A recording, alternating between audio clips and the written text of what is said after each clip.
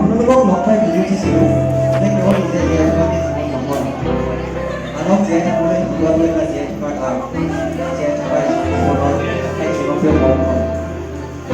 হাত মেলিলেই ঢুকি পোৱা এজাক সৰু ডেকা গাভৰুৰ সংস্কৰণলৈ আহি বিটিচিৰ মনটো আৰু সেউজীয়া হৈ পৰিছিল। মই কোনোধৰণে ইয়ালৈ আহোঁতে হালধীয়া হৈ আহিছিলোঁ। এটা ভয় সোমাই আছিল যে চিগাৰলৈ নেগি চেগি কৰিব লাগিব, পিছে সেইবোৰ নহ'ল।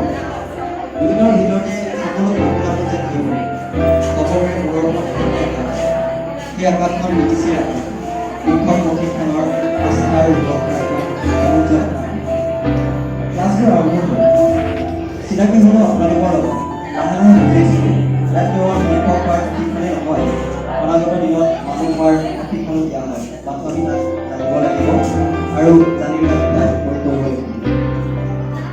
মোৰ বাস্তৱিকজন কৰাৰ খুব ইচ্ছা আছিল, কিন্তু ঘৰুৱা সমস্যাৰ বাবে এখন মই ইয়ালৈ আহিলোঁ আৰু জীৱন আগুৱাই গ'ল। আৰু আপোনালোকৰ আপোন ভাৱ ভাষাই জীৱনটো অনুপ্ৰাণিত কৰি দিলে। মৰ্ণিং এছেম্বলিত ইংৰাজী প্ৰতিভা দেখুওৱা, জাৰি পুথিখনত অভাৱ অভিযোগ, ভাল লগা বেয়া লগা সকলোবোৰ কোৱাৰ যি গণতান্ত্ৰিক শাসন, তাক মনতে মই ইয়াত দেখিছিলোঁ। আৰু এই ক্ষেত্ৰত মনত সৰলা চৰালে আমাৰ বিটিচিৰ যিবিলাক খ্যাত অৰিন্দম বৰদলৈ, বিটিচিৰ দিলীপ কুমাৰ হিচাপে জনাজাত কবি অন্তৰ্মণিৰ কবিতাই, নিয়মৰ সদায় অধীন হৈ থকা ব্যক্তাবাৰ কথাবাৰ্তাই, আৰু বিটিচিৰ আৰ্ট মাষ্টাৰ ৰাহুলদাৰ চিত্ৰশিল্পই, আৰু প্ৰীতমদাৰ নৃত্যশিল্প, আৰু চিনিয়ৰ সকলোৰে বৰলতাপূৰ্ণ বাতৰি বিৱৰণ।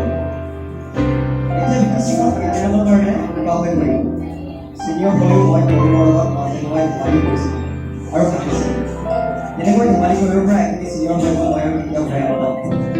হয়, বিটিচিখন খালী হৈ পৰিব। আকৌ নতুনকৈ অহা যায় বিটিচিখন পুনৰ ভৰাই দিব নতুনকৈ। কিন্তু পুৰণিক পাহৰি আমি চিনিয়ৰসকলে কেতিয়াও নাযাওঁ। তালিকা দোকানত চিনিয়ৰ হ'লেও অৰিন্দমদা, প্ৰীতমদা, চিন্তুদা, ৰঞ্জিত, প্ৰীতমদাৰ পৰা খোৱা বস্তু পাৰি খাইছিল। সেইদিনটো আকৌ ক'ত ঘূৰাই পাম? জীৱনৰ জটিলতাত ব্যস্ত হৈ পৰিলেও বিটিচিলৈ সময় পেলাই আপোনালোকে এপাক কৰিব। চাকৰিটো পাবই সকলোৱে, পাৰ্টিটো খুৱাবলৈ বিটিচি দেখা এটা দিলে পুনৰ পুৰণি পৃষ্ঠা জিকালৈ পৰিব। আৰু বিয়া হ'লে মাতিব, বিয়া খোৱাৰে আমেজে সুধা হ'ব।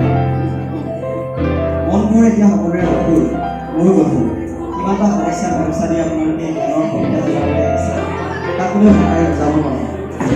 পোনপ্ৰথমে বিটিচিত আহি সুন্দৰকৈ বিটিচিখনক সজাই পৰাই তোলাৰ ক্ষেত্ৰত আপোনালোকে অধ্যয়নৰ লগতে কেন্দ্ৰটোৰ উন্নতিৰ কাৰণে নতুন নতুন চিন্তা কৰিবলৈ, আৰু আমি জুনিয়ৰসকলে তাক বিনা নিৰ্দেশ গ্ৰহণ কৰি আহিছোঁ।